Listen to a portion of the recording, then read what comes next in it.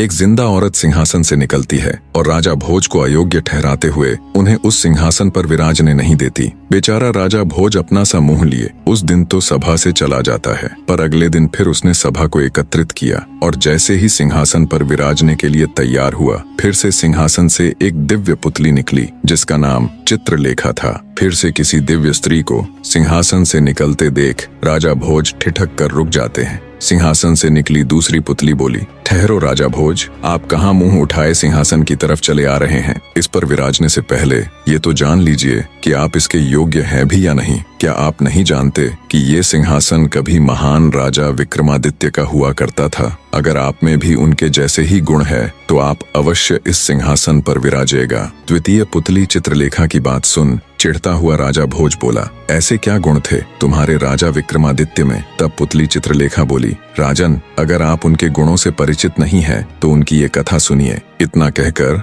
द्वितीय पुतली राजा विक्रमादित्य की कथा सुनाना प्रारंभ करती है। एक बार राजा विक्रमादित्य जंगलों में गए हुए थे। वहां उन्होंने एक साधु को देखा जो अपनी साधना में लीन थे, जिसके चेहरे पर एक अलग ही तेज था। उनको देखने मात्र से ही विक्रमादित्य उनसे बहुत प्रभावित हुए। वे उनको प्रणाम कर वहीं उनके समीप बैठ गए। साधु महाराज ने बहुत देर तक विक्रमादित्य से वार्ता की, जिसमें उन्होंने विक्रमादित्य को सद्कर्म और भक्ति मार्ग पर चलने का महत्व समझाया। साधु महाराज बोले, किसी भी इंसान का जीवन तब तक व्यर्थ है जब तक वो अपने पृथ्वी पर भेजे जाने के असली मकसद अर्थात भक्ति मार्ग को पूरा न कर ले। चाहे वो कितना ही यश और वैभव क्यों न प्राप्त कर ले, पर उसका जीवन व्यर्थ ही है। साधु महाराज की बातों ने राजा विक्रमादित्य को अंदर तक झकझोर दिया। वे उनको प्रणाम कर भारी हृदय से राज्य लौट जाते हैं। कुछ दिन बीत जाने के बाद भी उनके मन में साधु महात्मा की कही गई वही बातें घूमती रहती। उनका मन उखड़ा उखड़ा सा रहने लगा था। अंततः उन्होंने सर्वस्व त्याग कर जंगल में जाकर भक्ति करने का निश्चय किया। वे अपने भाई भर्तहरि को पूरा राजकाज सौंप देते हैं और बिल्कुल साधारण वस्त्रों में सर्वस्व त्याग कर साधना हेतु जंगलों में चले जाते हैं। उनके जाने के बाद सारा राज्यकाज उनके भाई भर्तहरि ने संभाल लिया। समय अपनी गति के साथ बीतने लगा। एक समय उज्जैन में एक तपस्वी गुरु गोरखनाथ का आगमन हुआ। गोरखनाथ राजा भर्तहरि के दरबार में पहुंचे। भर्तहरि ने गोरखनाथ जी का उचित आदर सत्कार किया, जिससे गुरु गोरखनाथ अति प्रसन्न हुए। प्रसन्न होकर गोरखनाथ जी ने राजा को एक चमत्कारी फल दिया और बोले कि यह खाने से वह सदैव जवान बने रहेंगे, कभी बुढ़ापा नहीं आएगा, सदैव सुंदरता बनी रहेगी। राजा भर्तहरि को वो चमत्कारी फल देकर गोरखनाथ जी वहां से चले गए। फल पाकर राजा भर्तहरि ने सोचा कि उन्हें जवानी और सुंदरता की क्या आवश्यकता है। चूंकि राजा अपनी तीसरी पत्नी रानी पिंगला पर अत्यधिक मोहित थे, अंततः उन्होंने सोचा यदि यह फल रानी पिंगला खा लेगी तो वह सदैव सुंदर और जवान बनी रहेगी। यह सोचकर राजा ने वो चमत्कारी फल रानी पिंगला को दे दिया। रानी पिंगला एक दुष्ट औरत थी। वो अपने पति भर्तहरि से नहीं बल्कि उनके कोतवाल से प्रेम करती थी। राजा भर्तहरि इस बात से बिल्कुल अनजान थे। जब उन्होंने अपनी रानी को वो चमत्कारी फल दिया तो रानी पिंगला ने सोचा यदि मैं ये फल कोतवाल को दे दूं तो कितना अच्छा रहेगा। जब कोतवाल इसे खाएगा तो वह लंबे समय तक जवान और हट्टा कट्टा बना रहेगा और उनका प्यार और अधिक प्रगाढ़ हो जाएगा। ऐसा विचार कर रानी ने वो चमत्कारी फल अपने प्रेमी कोतवाल को दे दिया। पर वो कोतवाल रानी पिंगला से नहीं बल्कि एक वैश्या से प्रेम करता था। जब रानी ने उसे फल दिया तो उसने भी बहुत विचार किया कि इसका क्या किया जाए। अंततः उसने वो फल अपनी प्रेमिका यानी उस वैश्या को दे दिया। वैश्या को जब वो चमत्कारी फल मिला तो वो अत्यधिक आनंद से भर गई। सोचा अब उसका ये सुंदर रूप, ये सुंदर जवान चेहरा हमेशा ऐसा का ऐसा ही बना रहेगा और वो सदैव सुंदर और जवान दिखती रहेगी। पर अगले ही पल उसे ये सोचकर झटका सा लगा कि वो सदैव जवान और सुंदर बनी रहेगी तो उसे ये गंदा काम भी सदैव ही करते रहना पड़ेगा। ये विचार आते ही वो एकदम निराश हो गई और विचार करने लगी कि ये फल वो किसे दे। पूरी रात बैठकर विचार करने पर उसने सोचा इस फल के लिए जो सबसे योग्य और उत्तम व्यक्ति है वो है हमारे राजा। हाँ, इस फल की सबसे ज्यादा जरूरत हमारे राजा को ही है। वो हमेशा जवान रहेंगे तो लंबे समय तक प्रजा को भी सभी सुख सुविधाएं देते रहेंगे। मैंने अपनी पूरी जिंदगी में बुरे कर्म ही किए हैं, कम से कम मुझसे ये एक तो अच्छा कर्म हो जाएगा और हो सकता है राजा मुझे खुश होकर बहुत सी धन दौलत भी दे दे और मैं ये देह व्यापार भी त्याग दूं। ऐसा विचार कर वो उस चमत्कारी फल को ले राजा के पास जाती है और उन्हें वो फल दे देती है। राजा ने जब उस फल को देखा तो वो हैरान रह गया। अनेकों तर्क वितर्क उसके दिमाग में एक साथ घूमने लगे। जब राजा ने वैश्या से पूछा कि यह फल उसे कहाँ से प्राप्त हुआ, तब वैश्या ने बताया कि यह फल उसे कोतवाल ने दिया है। राजा भर्तहरि ने तुरंत कोतवाल को बुलवा लिया। सख्ती से पूछने पर कोतवाल ने बताया कि यह फल उसे रानी पिंगला ने दिया है। जब भर्तहरि को पूरी सच्चाई मालूम हुई तो उनके पैरों नीचे से जमीन खिसक गई। उन्हें समझते देर न लगी कि रानी पिंगला उन्हें धोखा दे रही है। वो अपनी पत्नी के पास जाते हैं और कहते हैं, रानी, मैंने जो फल तुम्हें दिया था वो कहाँ है? राजा की बात सुन दुष्ट रानी बोली, महाराज, वो फल तो मैंने खा लिया। रानी की बात सुन राजा बोले, अरे रानी, क्या तुमने मेरे लिए जरा सा भी नहीं छोड़ा? क्या तुम अकेले ही अमर होना चाहती हो? तब रानी कुछ कहती, उससे पहले ही राजा ने वो फल निकालकर रानी को दिखाया।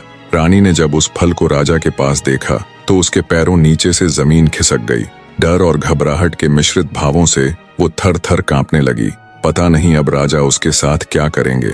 पर राजा भर्तहरि बिना रानी को एक भी शब्द बोले वहां से चले जाते हैं। पत्नी से मिले धोखे से वो इतने आहत हो उठते हैं कि राज्य काज इन सब से उनका मन एकदम भर जाता है और उनके मन में वैराग्य की भावना जाग उठती है। अंततः वे भी अपने भाई विक्रमादित्य की तरह सब कुछ छोड़ छाड़ कर साधना हेतु जंगलों में चले जाते हैं। उनके जाने के बाद रानी पिंगला अत्यधिक आत्मग्लानि से भर उठती है। उन्हें अपने किए पर बहुत शर्मिंदगी हो रही थी। जब उनसे ये सब बर्दाश्त ना हुआ तो उन्होंने खुद की जान ले ली। राजा भर्तहरि के जाने के बाद उज्जैन का सिंहासन एकदम रिक्त हो जाता है। अब ना तो उज्जैन का कोई रखवाला था और ना ही कोई राजा। चारों तरफ हाहाकार मची हुई थी। हर तरफ हो हल्ला हो रहा था। पूरे उज्जैन राज्य में हर जगह हुड़दंग और उत्पात फैला था। ना कोई रोकने वाला था, ना कोई टोकने वाला था, ना कोई राजा था और ना कोई रखवाला। दिन ब दिन उज्जैन की स्थिति बिगड़ती जा रही थी। हर कोई अपनी मनमानी कर रहा था।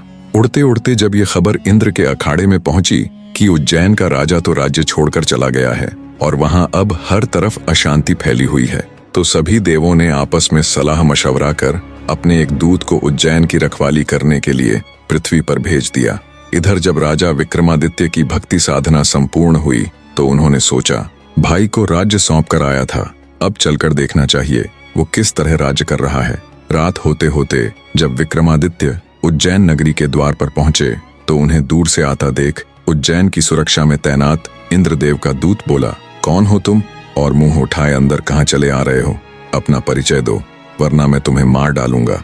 दूत की बात सुन विक्रमादित्य ने उसे अपना परिचय दिया और कहा कि मैं राजा विक्रम हूँ, तू अपनी बता, तू कौन है? दूत ने बताया कि उसे सभी देवताओं ने आपसी सलाह से यहाँ रखवाली के लिए भेजा है, क्योंकि यहाँ का राजा भर्तहरि राज्य को छोड़कर चला गया। आगे वो दूत बोला, मैं तुम्हें नहीं जानता, पर मैंने राजा विक्रमादित्य का नाम जरूर सुन रखा है। उस वीर पुरुष के किस्सों से मैं भली भांति परिचित हूँ, पर मैं कैसे मान लूं तुम वही महान राजा विक्रमादित्य हो? अगर तुम सच में विक्रमादित्य ही हो तो मुझे युद्ध में परास्त करके दिखाओ, तब मैं ये अवश्य ही मान लूंगा कि तुम ही राजा विक्रमादित्य हो। देव की बात सुन विक्रमादित्य बोला, अगर तुम ऐसा ही चाहते हो तो ठीक है। दोनों के बीच युद्ध हुआ और कुछ ही देर में विक्रमादित्य ने उस दूत को पछाड़ दिया। तब दूत अपनी हार स्वीकारते हुए बोला, मान गया कि तुम ही राजा विक्रमादित्य हो। तुम मुझे कुछ मत करो, मैं तुम्हें एक ऐसा वरदान दूंगा जो आजीवन तुम्हारे काम आएगा। दूत की बात सुन विक्रमादित्य हंसता हुआ बोला, तू मुझे वर देगा? तब दूत बोला, मेरी बात कान खोलकर सुनो विक्रमादित्य। माना कि तुम सबसे श्रेष्ठ हो, माना कि सब राजा तुमसे डरते हैं, माना कि पूरे देश में तुम सा कोई दूसरा राजा नहीं, पर हे राजन, मैं तुम्हें ऐसे 4 वीर भेंट करूंगा जो तुम्हारी आज्ञा से कहीं भी आ जा सकते हैं। वो सूक्ष्म से सूक्ष्म और दीर्घ से दीर्घ हो सकते हैं। जब भी तुम्हें उनकी जरूरत हो बस एक आवाज देना, वो चारों हाजिर हो जाएंगे। इतना कहते हुए उस इंद्र के दूत ने वे चारों वीर राजा विक्रमादित्य को भेंट कर दिए। कहते हैं तब से राजा विक्रमादित्य को वीर विक्रमादित्य के नाम से जाना जाने लगा। राजा वीर विक्रमादित्य के वापस आने से संपूर्ण उज्जैन नगरी ने खुश हो भगवान श्री राम के आगमन की ही तरह विक्रमादित्य का स्वागत भी घी के दिए जलाकर किया। पूरे राज्य में हर तरफ खुशियों का माहौल था। उज्जैन की प्रजा एक बार फिर से अपने चहीते राजा विक्रमादित्य को पाकर खुश थी। महान राजा विक्रमादित्य की जीवन गाथा का किस्सा सुनाकर राजा भोज से कहती है, हे राजा भोज, क्या तुम्हारे अंदर है इतनी क्षमता कि तुम चंद पलों में अपने राज्य को तज कर भक्ति साधना के लिए चले जाओ? क्या तुम्हारे अंदर है इतनी क्षमता कि तुम भगवान इंद्र के दूत को परास्त कर उसे अपना गुलाम बना लो और वर देने के लिए विवश कर दो? क्या तुम्हारे पास भी है राजा विक्रमादित्य की तरह वो 4 शक्तिशाली वीर जो तुम्हारे बस एक इशारे पर तुम्हारे लिए कुछ भी कर दें? अगर है तुम्हारे अंदर भी ये सब खूबियां तो बेशक तुम इस सिंहासन पर विराजमान हो सकते हो। द्वितीय पुतली चित्रलेखा की बात सुन राजा भोज का मुंह उतर जाता है। विक्रमादित्य के किस्से सुन राजा भोज को खुद पर बड़ी लज्जा महसूस हुई। उन्होंने अपने मन में विचार किया कि वो तो विक्रमादित्य के सामने सच में ही एक तुच्छ मनुष्य है। सच में कितने महान थे विक्रमादित्य, जिन्होंने एक साधु के कहने मात्र से अपना सिंहासन त्याग दिया और राजकाज छोड़कर वर्षों जंगलों में रहकर तप किया। कितने शक्तिशाली थे वो, जिसने देवताओं के भेजे दूत को चंद पल्लों में अपने सामने झुकने पर मजबूर कर दिया। ये सभी विचार करते करते उन्होंने सोचा, पर अब तो विक्रमादित्य यहाँ नहीं है, अब तो उनका समय नहीं है। ये समय मेरा है और मुझे पूरा अधिकार है इस दिव्य सिंहासन पर विराजने का।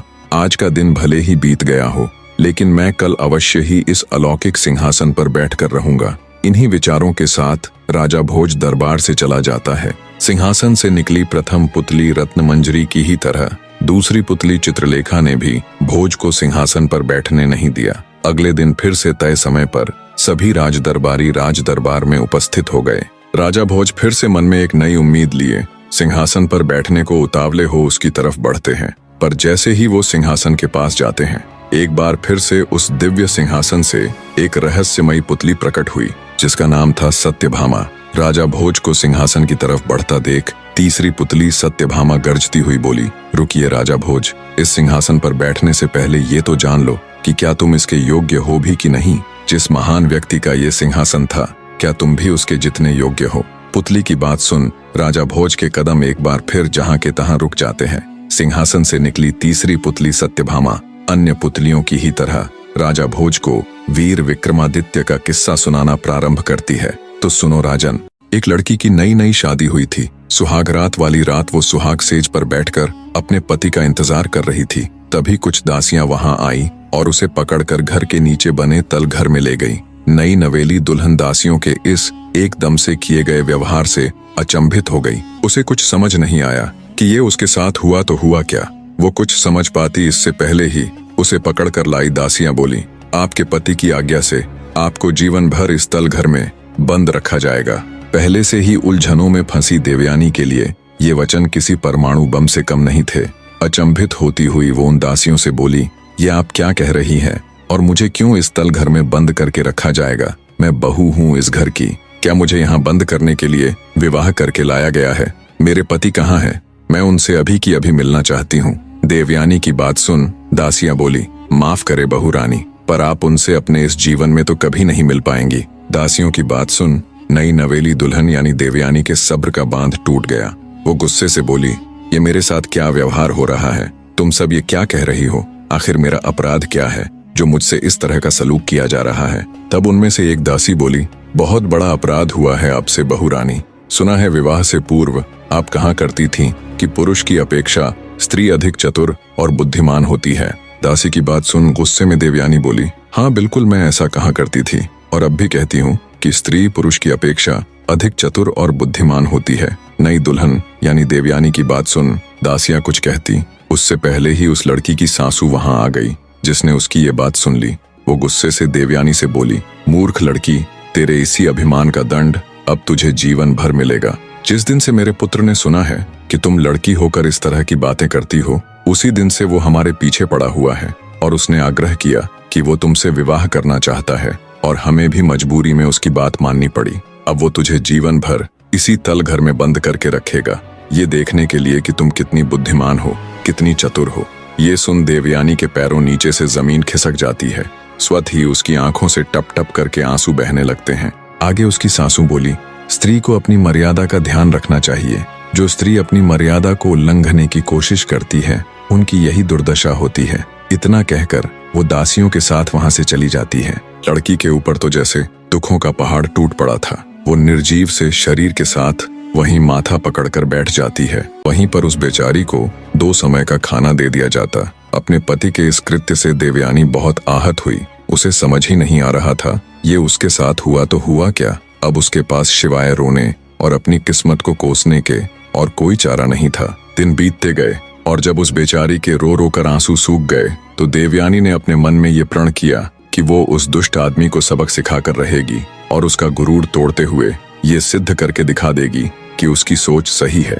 ऐसे ही दिन बीतने लगे। उसने अपने पति को सबक सिखाने के लिए एक योजना बनाई और योजना अनुसार एक दिन उसने खाना देने के लिए आने वाली दासी को किसी तरह राजी कर लिया और उसे एक पत्र देते हुए उस पत्र को उसके पिता के पास पहुंचाने के लिए कहा। दासी ने उसके कहे अनुसार वो पत्र उसके पिता के पास पहुंचा दिया। जब वो पत्र उसके पिता ने पढ़ा तो उसकी आंखें फटी रह गईं, क्योंकि उसका पिता बहुत बार अपनी बेटी की ससुराल उससे मिलने उसका हालचाल पूछने के लिए जा चुका था, पर हर बार उसके सामने कोई न कोई बहाना बनाकर उसे उसकी बेटी से मिलने नहीं दिया जाता। आज पहली बार था जब उसे अपनी बेटी की इस दुर्दशा के बारे में पता चला। उसकी बेटी ने पत्र में अपने पिता को सख्त हिदायत दी थी कि उसे छुड़ाने की बिल्कुल भी कोशिश न करे और न ही ये बात किसी दूसरे को बताए, क्योंकि इतना सब होते हुए भी वो अपनी ससुराल पक्ष या अपने पति की जरा सी भी बदनामी नहीं करना चाहती थी। लड़की ने पत्र में अपने पिता से आग्रह किया कि वो अपने घर से लेकर उसकी ससुराल तक एक ऐसी सुरंग बनाए, एक ऐसा गुप्त मार्ग बनाए जिससे वो जब चाहे अपने पिता से मिलने आ सके। अब लड़की का दुखियारा पिता बेचारा मरता क्या न करता। उसने अपनी बेटी के कहे अनुसार सुरंग बनानी शुरू कर दी और कुछ महीनों बाद वो इसमें सफल भी हो गया। एक दिन हमेशा की तरह लड़की बेचारी गुमसुम सी बैठी हुई थी। तभी उसे जमीन के अंदर कुछ ध्वनि सुनाई दी। कुछ ही देर में उस गुप्त मार्ग के जरिए उसका पिता उसकी आंखों के सामने था। बहते नेत्रों के साथ लड़की भागकर अपने पिता से लिपट गई। देवयानी का पिता उसकी हालत देख अत्यंत दुखी हुआ। लड़की सुरंग के रास्ते अपने पिता के घर आ गई। अब वो हर रोज उस गुप्त मार्ग से कुछ समय के लिए अपने पिता के घर जाने लगी। जाने कितने दिनों कितने महीनों बाद उसके चेहरे पर मुस्कान लौटी थी और उसने खुली हवा का एहसास किया था। अब वो स्त्री हर रोज उस सुरंग के जरिए अपने घर आने जाने लगी। स्त्री ने अपने पति को सबक सिखाने के लिए ग्वालन का रूप बना लिया और पिता की सहायता से नगर के बाहर एक छोटा कच्चा मकान बनवा लिया और कुछ गाय भी पाल ली। अब वो ग्वालन के वेश में अच्छी तरह से बन ठन कर अपने पति को रिझाने के लिए उसके आसपास रहकर, जहां वो अपनी मित्र मंडली के साथ उठता बैठता था, दूध बेचने लगी। आखिरकार जैसे उसने सोचा वैसा ही हुआ। उसके पति की निगाह उस पर पड़ ही गई। वो उसके रूप रंग पर इतना मोहित हो गया कि अब तो वो हर रोज उसके आने के समय उसे क्षण भर देखने के लिए वहां बैठने लगा। कई दिन ऐसे ही गुजर गए। तब ग्वालन का वेश धारण किए देवयानी ने खुद ही शुरुआत कर दी और एक दिन दूध देने के बहाने उससे बोली, दूध ले लीजिए ना मालिक, बस थोड़ा सा ही बचा है। अब हर रोज दूध के बहाने उनकी मुलाकात होने लगी। इसी बीच उनमें थोड़ी बहुत बातचीत भी हो जाती। ऐसे ही उनका प्रेम प्रसंग आगे बढ़ने लगा। एक दिन बातों ही बातों में बनिए के लड़के ने उस ग्वालन से अपने प्यार का इजहार कर दिया।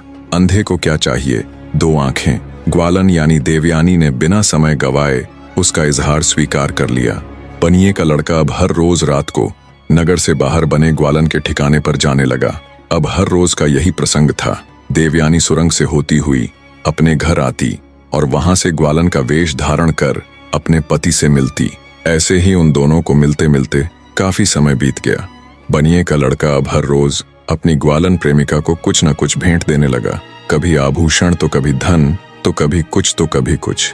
पर फिर एक दिन जब बनिए का लड़का ग्वालन से मिलने आया तो न उसे ग्वालन का वो कच्चा मकान मिला, न उसकी गाय और न वो खुद। ये देख वो भौचक्का सा खड़ा रह गया। उसने आसपास बहुत पूछताछ की, पर कोई उसे कुछ बताता तो तब जब किसी को उस ग्वालन के बारे में कुछ मालूम होता। ग्वालन के प्यार में वो अब हर समय विरक्त रहने लगा। उधर ग्वालन यानी देवयानी का उससे मिलना बंद करने के दो कारण थे। एक तो वो उसे बिछड़ने का एहसास करवाना चाहती थी और दूसरा कारण ये कि वो माँ बनने वाली थी। एक दिन जब दासियां उसे खाना देने आई तो वहां एक नवजात बच्चे को देवयानी की गोद में खेलता देख दंग रह गई। आखिर वो तो 2 साल से तल घर में बंद थी, तो फिर ये बच्चा कहाँ से आया। वो तुरंत भागी भागी अपनी मालकिन के पास गई और उसे सारी परिस्थिति से अवगत करवाते हुए बोली, माँ जी, अपनी बहू को बच्चा हुआ है। ये बात सुन बुढ़िया उसे झिड़काते हुए बोली, क्या तुम पागल हो गई हो, जो कुछ भी अनाप शनाप बके जा रही हो। 2 साल से तल घर में बंद अकेली स्त्री को बच्चा कैसे पैदा हो सकता है। वो तुरंत दासियों के साथ तल घर में जाती है। देखा तो उनकी बहू की गोद में एक नवजात शिशु खेल रहा है। ये देख उसके भी पैरों नीचे से जमीन खिसक गई। आग बबूला होते हुए बोली, ये बच्चा किसका है? देवयानी बड़े ही शांत स्वर में बोली, मेरा और मेरे पति का है। ये बात सुनते ही उसकी सासू माँ के गुस्से का ठिकाना ना रहा। बोली, नीच, उल्टा, मेरा बेटा तो कभी झांकने भी नहीं आया तलघर में, जो तू उसे इस बच्चे का बाप बता रही है। देवयानी बोली, माँ जी, कुछ भी कहने से पहले आप एक बार उन्हें बुला तो दीजिए। एक बार वो कह दे कि वो मुझसे कभी नहीं मिले। बहू की बात सुन आग बबूला होते हुए उसकी सासू माँ बोली, चरित्रहीन, कब मिला मेरा बेटा तुझसे? पता नहीं किसका पाप मेरे बेटे की सिर मड़ रही है। लगता है ये दासियां भी तुझसे मिली हुई है। लगता है यहाँ कोई गैर पुरुष आता रहा है। इतना कहते हुए बुढ़िया ने उसे घर से निकाल दिया। देवयानी रोती गिड़गिड़ाती रही, पर उन्होंने उसकी एक न सुनी। बेचारी रात के समय आंखों में अश्रु लिए अपने बच्चे को ले चल पड़ती है। संयोगवश उसी रात राजा विक्रमादित्य वेश बदलकर प्रजा का हाल चाल जानने के लिए नगर में निकले हुए थे। उन्होंने जब रोती हुई अकेली स्त्री को देखा तो वो उसके पास गए और उससे रोने का कारण पूछा, पर देवयानी ने अपने ससुराल की बदनामी के डर से उन्हें कुछ न बताया।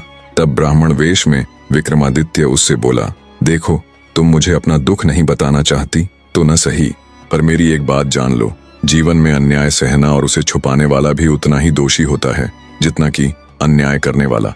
अगर तुम मेरी बात मानो तो तुम्हें राजा विक्रमादित्य के पास जाना चाहिए। वो बड़े न्यायकारी राजा है और एक राजा भी पिता के ही समान होता है। वो अवश्य ही तुम्हारा कष्ट दूर करेंगे। इतना कहकर राजा विक्रमादित्य देवयानी को उसके पिता के घर छोड़ देते हैं। देवयानी को ब्राह्मण यानी विक्रमादित्य की बात खटक गई। उसने सोचा कि आखिर कब तक वो इस अन्याय को सहती रहेगी। अगले दिन जब वो अपने पिता के संग राजा विक्रमादित्य के दरबार में जाती है तो वो तुरंत राजा विक्रमादित्य को पहचान लेती है कि ये तो वही ब्राह्मण है जो पिछली रात मुझे मिला था। उसे समझते देर न लगी कि कल रात उससे मिलने वाले राजा विक्रमादित्य ही थे। वो निश्चिंत हो अपनी पूरी व्यथा राजा विक्रमादित्य के आगे कह सुनाती है। सारी बात सुन राजा विक्रमादित्य कुछ देर सोच में पड़ जाते हैं, फिर कहते हैं, तुम्हारे साथ कल इतना सब हुआ, तब तुम्हारा पति कहाँ था? घर में इतना हो हल्ला होने के बाद तो उसे जरूर आना चाहिए था। खैर, कोई बात नहीं, हम खुद वहां चलेंगे। राजा विक्रमादित्य अपने राजसी वस्त्र त्याग देते हैं ताकि कोई उन्हें पहचान न पाए और साधारण से वस्त्रों में कृत्रिम दाढ़ी लगाकर देवयानी को अपनी साथ ले उसकी ससुराल चल पड़ते हैं। जब विक्रमादित्य देवयानी के साथ उसकी ससुराल पहुंचते हैं तो उसकी सासू माँ और उसका ससुर उन्हें देखते ही भड़क उठते हैं और उस पे चिल्लाते हैं, उल्टा स्त्री तू यहाँ फिर आ गई, और ये तेरे साथ कौन है? क्या यही है वो जिसका ये बच्चा है? उसकी बात सुन विक्रमादित्य कुछ कहते इससे पहले ही देवयानी का पति वहां पहुंच जाता है, जो व्यापार के सिलसिले में बाहर गया हुआ था और आज ही अपने घर लौटा था। देवयानी को अपने सामने अपने ही घर में देखकर वो अचंभित हो जाता है। ढेरों सवाल जब उसके दिमाग में चलने लगते हैं, ये इतने दिनों बाद और वो भी मेरे घर में। वो सीधा देवयानी के पास जा एकदम भावुक होता हुआ कहता है, कहाँ चली गई थी तुम? मैंने तुम्हें कहाँ कहाँ नहीं ढूंढा। मुझसे ऐसी क्या खता हो गई थी जो तुम मुझे बिन बताए यूं अचानक छोड़कर चली गई? अपने लड़के के मुख से ये बातें सुन उसके माता पिता दोनों दंग रह जाते हैं। उन्हें कुछ समझ नहीं आ रहा था ये हो क्या रहा है। तभी राजा विक्रमादित्य बोल पड़े, ओह, तो तुम हो वो जिसे अपने पुरुष होने पर बहुत घमंड है। सुना है तुमने शादी करते ही अपनी पत्नी को सिर्फ इस बात के लिए तलघर में बंद कर दिया था कि उसका मानना था कि स्त्रियां पुरुषों से अधिक चतुर और बुद्धिमान होती हैं। अरे ओ मूर्ख आदमी, जिस ग्वालन के प्रेम में तू पागल हुआ फिर रहा है वो कोई और नहीं बल्कि तेरी धर्मपत्नी ही है। पर तू तो अपने पुरुषार्थ में इतना अंधा हो गया था कि अपनी धर्मपत्नी को एक नजर देखना तक ग्वारा नहीं समझा। और ठीक ही कहती थी ये, जैसा इसने कहा था वैसा सिद्ध करके भी दिखा दिया। विक्रमादित्य की ये बात सुन लड़के का रंग उड़ जाता है। वो एकदम सन्न रह जाता है। उसका सारा गर्व कुछ ही पलों में चकनाचूर हो चुका था। वो हकलाते हुए कहता है कि ये कैसे संभव हो सकता है। तब देवयानी उसे सारा किस्सा कह सुनाती है कि कैसे उसने अपने पिता की सहायता से वो सुरंग बनवाई और कैसे उसे सबक सिखाने के लिए ग्वालन का वेश धारण किया। सारा माजरा समझ बनिए कि लड़के समेत उसके माँ बाप भी दंग रह जाते हैं। उन सब का सिर मारे लज्जा के झुक जाता है। तब विक्रमादित्य अपनी वो कृत्रिम दाढ़ी हटाते हुए अपने असली रूप में आ जाते हैं। राजा विक्रमादित्य को देख वो लड़का और उसके माँ बाप उनके पैरों में गिर जाते हैं और उनसे क्षमा मांगते हैं। उन्हें यूं गिड़गिड़ाता देख राजा विक्रमादित्य बोले, उठो, अगर तुम्हें माफी ही मांगनी है तो अपनी बहू से मांगो। कितना जुल्म किया है तुमने इस बेचारी पर। और एक ये है जो इतना सब कुछ होते हुए भी तुम्हारे खिलाफ बोलकर तुम्हारी जरा सी भी बदनामी नहीं करना चाहती थी। राजा विक्रमादित्य की बात सुन देवयानी के सास ससुर उससे हाथ जोड़कर माफी मांगते हैं और कहते हैं, हमें क्षमा कर देना बेटी, हमसे बड़ी भूल हो गई। देवयानी का पति भी उसके सामने घुटनों पर बैठ माफी मांगता है और कहता है, क्षमा करना प्रिय, मैंने तुम्हारे ऊपर बहुत जुल्म किए। आज तुमने मेरा गर्व चूर चूर कर दिया और ये सिद्ध कर दिया कि वाकई में तुम जैसी स्त्रियां मेरे जैसे नीच पुरुष से कहीं ज्यादा चतुर और समझदार होती हैं। देवयानी को राजा विक्रमादित्य की बदौलत अपना पति और परिवार वापस मिल चुका था। इतनी कथा सुनाते हुए तीसरी पुतली बोली, सुना राजा भोज, ऐसे थे हमारे राजा विक्रमादित्य, जो किसी भी दीन दुखियारे को देख उसका दुख मिटाने को इतने आतुर हो जाते थे जैसे वो किसी दूसरे का दुख न होकर स्वयं उन्हीं का हो। अगर तुमने भी कभी ऐसा महसूस कर किसी दुखियारे को उसके दुख से निजात दिलाई है तो स्वागत है आपका इस सिंहासन पर। पुतली की बात सुन बिना कुछ कहे सुने एक बार फिर से निराश हो राजा भोज वापस लौट जाते हैं। इस तरह एक दिन और गुजर जाता है जब राजा भोज उस दिव्य सिंहासन पर विराजमान नहीं हो पाए। अगले दिन फिर दरबार लगा। अब राज दरबारी बजाय ये देखने के कि राजा भोज सिंहासन पर कैसे विराजमान होंगे, बल्कि ये देखने के लिए ज्यादा आतुर रहते कि आज कौन सी पुतली सिंहासन से प्रकट होगी और वो महान राजा विक्रमादित्य की किस कथा का उल्लेख करेगी। तो सभी दरबारी बड़ी उत्सुकतावश दरबार में बैठे हुए थे। तभी राजा भोज भी दरबार में आते हैं और जब वो सिंहासन की तरफ उस पर विराजने के लिए अपने कदम बढ़ाते हैं, तभी एक बार फिर एक चमत्कारी रोशनी के साथ सिंहासन से एक नई पुतली प्रकट हुई जिसका नाम कामकंदला था। राजा भोज को सिंहासन पर बैठने के लिए आतुर हुआ देख चौथी पुतली कामकंदला बोली, रुकिए राजा भोज, सिंहासन पर विराजने से पहले जिनका ये सिंहासन था उनकी एक कथा सुनिए। कथा सुनने के बाद अगर आपको लगे कि आप में भी है वो गुण तो अवश्य आप इस सिंहासन पर बैठ जाइएगा। पुतली की बात सुन राजा भोज के बढ़ते हुए कदम स्वतः ही रुक जाते हैं और वे उस पुतली को राजा विक्रमादित्य की कथा सुनाने का आग्रह करते हैं। चौथी पुतली कामकंदला कथा सुनाना प्रारंभ करती हैं। तो सुनिए राजन, एक जरूरी बात मेरे प्रिय दर्शकों, आप में से बहुत से दर्शक मेरी तरह वीडियो बनाना सीखना चाहते हैं, तो उन सीखने को उत्सुक दर्शकों को बता दूं, आप सबके लिए मैंने लेश मात्र कीमत पर 2 ट्यूटोरियल वीडियो बनाई है जिसमें सब बताया है कि मैं कौन से AI का उपयोग करके ऐसी वीडियो बनाता हूं और इन्हें बनाने की क्या प्रोसेस रहती है। 2 ट्यूटोरियल वीडियो देखकर आपको सब ज्ञान हो जाएगा। फिर भी कोई सवाल रह जाए तो कमेंट करके पूछ सकते हैं। इसके लिए आपको चैनल ट्रू वर्ड्स ज्वाइन करना पड़ेगा। धन्यवाद दोस्तों। कहानी का अगला भाग बहुत जल्द आप सबके सामने होगा। तब तक स्वस्थ रहिए, मस्त रहिए।